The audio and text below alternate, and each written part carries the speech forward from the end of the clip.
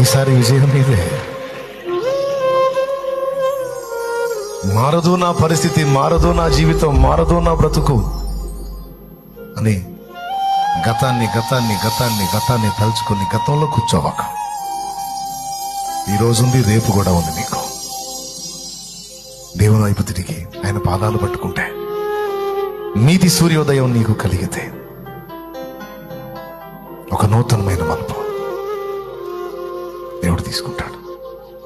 ఎందుకంటే నీ విశ్వాసాన్ని చూస్తాడు. ప్రతి శుభోదయం నీకు నీతి సూర్యోదయం, మరో నూతన ప్రయత్నానికి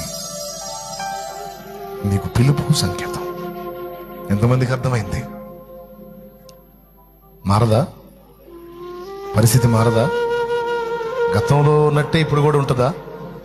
నో.